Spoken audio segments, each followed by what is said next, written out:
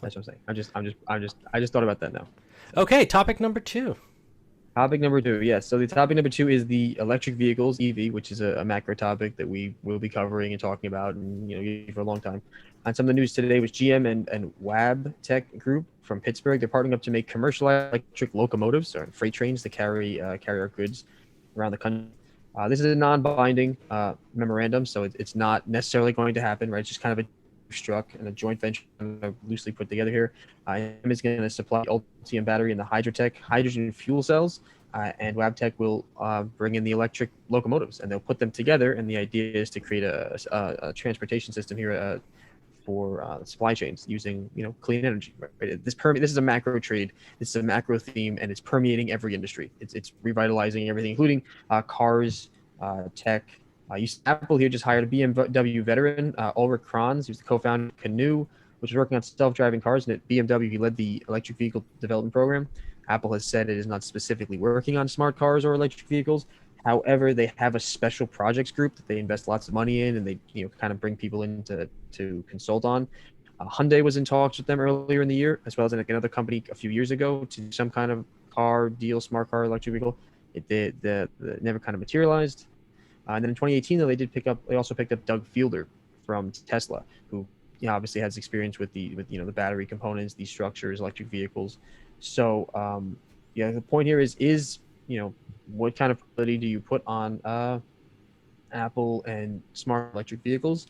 And interesting because what if they're trying to low profile? Because I imagine if Apple started making smart cars too, if they burned out, which is the next part we're going to talk about, antitrust distaste is trust distaste is getting larger. So would they want to actually make that public and risk that also coming into play and having people say, hey, listen, you make computers and watches and phones, and now you're not going to make cars and smart homes. You know what I mean? Where's the limit on that? Because that would definitely imagine fall under someone's radar for potential Are monopoly. you kidding me? Apple was built on antitrust.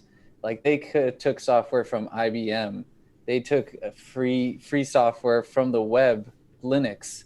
They were built on antitrust. They just need to change a little part, and they're like, "Hey, this is our own." They're pros. I mean, right now their market is mostly in the consumer electronics and devices, and they just kind of a walled garden, thing where they basically keep you in with all these new products, and all the products work with each other. They connect, so like you stay in the network, you have wonderful support around you. If you leave it, there's nothing out there for you. It's a barren desert outside our oasis here. It's hard to connect and hard to jump ship. But this would be interesting. This would be an entirely new industry for them, and they have a lot of money.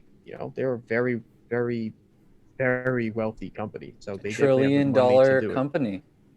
Yeah, so they definitely have the capital to do it. But Apple's engineers were viewed as higher than the executives. They answered directly to Steve Jobs because they understood that the marketing and the appeal, the design, that part of it was so much more important. And then when you got to the technology, it wasn't that it had to be the most innovative. It had to be the easiest use. The entire process had to be streamlined. It was about the user experience and the way it made them feel, not necessarily about like innovating to the most, greatest technology the world had ever seen. And that was really big for Apple. It allowed them to, only own 25, at some point, I think it was 15 to 20% of the market, but have 85% of the profits for the whole market because they were able to price these things at a premium and get them made in other countries for very, very low cost. So, kudos to Steve Jobs, kudos to Tim Cook, kudos to Apple. But I definitely think that they would be broken up if they did have a smart car and electric vehicle division. But I wouldn't be surprised if we don't hear about it until it's done. If they are doing it, I just think it's interesting that they're all these guys who work on EV, all these people, they're being brought into Apple and they're not working on EV. So they're not working on EV, they're working on something that has to do with EV. So that would be maybe even more interesting. Yeah, it's going to be interesting because they haven't come out with a product that everybody's been like raving about in quite a long time. So for them to jump into the electric vehicle game, they're going to really have to make it better than Tesla. I mean, I feel like Tesla already set that iPhone looking standard of professionalism. Like if you were to tell me and replace a Tesla logo with the Apple logo and then present the same exact Tesla car, I wouldn't have questioned it. It's the same exact style, feel, look. It's Right, going to be pretty hard to compete. But sometimes, just they always say like the early bird gets the worm, but the second mouse gets the cheese. Not just because you're the first mover in a market doesn't necessarily mean you're the winner. Tesla's facing a barrage of problems. They have been for some time, and all these other guys that are migrating into EV, either whether they're a car company or they're becoming, or they're a new company, or there's someone transitioning into EV to move out of their older business models, they can use Tesla as a benchmark. They can use Tesla as kind of like a barometer and see what did they do, what mistakes Tesla did they was have. the guinea pig. They were the guinea Right. pig, and they would be making the mistakes, and every other company afterwards is going to look at that and be like, we're not going to make that mistake. We're not going to do anything that Right. they did that costs them money, and we're going to make it better. And that's Just the advantage of the second mouse coming in and actually getting the cheese. getting that cheese. The first mouse is dead. Now the trap's been sprung, and you won't make those same mistakes. So I definitely think they could be very much a competitor.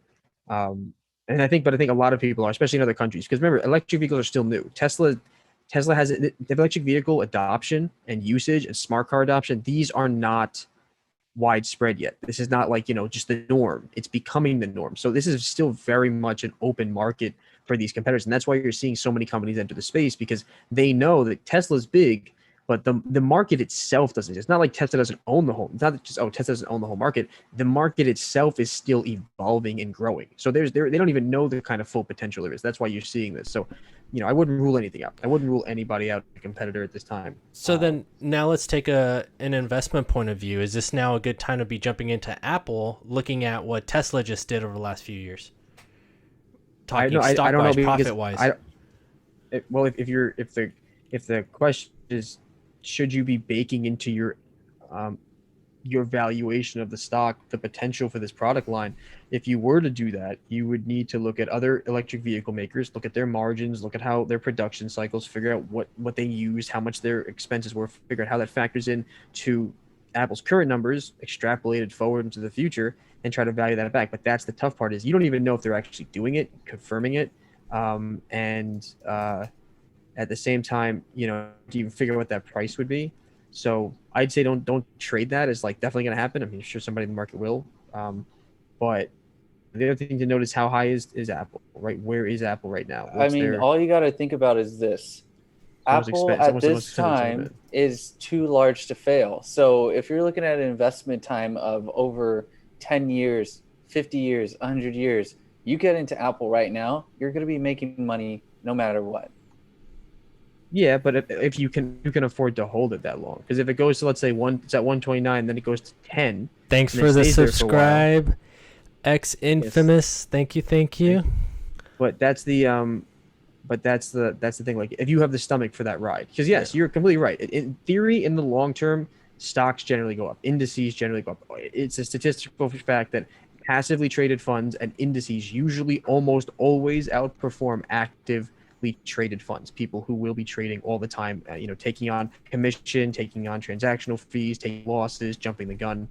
So I agree with you, but that, it depends on how it turns out for Apple and how long it lasts. Because if your horizon is 40 years, if you can stay that long, sure. Or the account will exist long, sure. But if your horizon is like 10, 15 years, you have to weigh that. Plus you have to weigh your other investments. I just read today? I just read today that the best investors are the dead ones. Yeah, because they're no longer trading. They just held. Yep. Because exactly. That's over the long term. So if your investment horizon is my plan is to make money in the next, over the next 40, 50 years, long-term goal, yeah, your best bet is to just play the market and just sit there and wait. But if your goal is to make more money in the meantime because you want to make money to use that money, you're going to have to find alpha. You're going to have to find additional profit, and you're going to have to play the market a little more actively, and you're going to have to win in doing it. And also remember, if you tie up a lot of capital in Apple and you hold it 40 years, that amount of money you can use for anything else. So always remember that too, the opportunity cost. If you put $10,000 on Apple and it's like a $30,000 portfolio, because you're like, I really love Apple, but then new trades come about, will you have enough capital as you buy up your assets to keep making those trades? It's always that balance. It's a deep internal journey to figure out what kind of investor you are. I mean, Right now I'm looking at Apple stock, I'm looking at Tesla stock, and from a just a very rudimentary like, hey, if this is a potential electric vehicle company, I'm looking at an Apple price of 129 versus Tesla's, 599 right now. Just from just looking at the two and me thinking, hey, if this becomes a successful company, it looks like my potential could be, hitting Tesla's mark. Is that a fair just quick look at it? Fair judgment? Well, let me tell you something. Michael Burry, 2008, Big Short, big name, right? He just shorted Tesla half a billion dollars. He shorted Tesla at around $570 when it was around $570. He shorted it $500 million. That's because the S&P 500 holds a large amount of Tesla, and when the market drops, because everything we know right now is a bubble, when the market drops, guess what's going to be selling off the most? Tesla. And that's just soon to come. He was in his trade for 2 years before he saw fruition and the market drop and him making money. He might be early. He might be at the right time. We don't know. We'll see.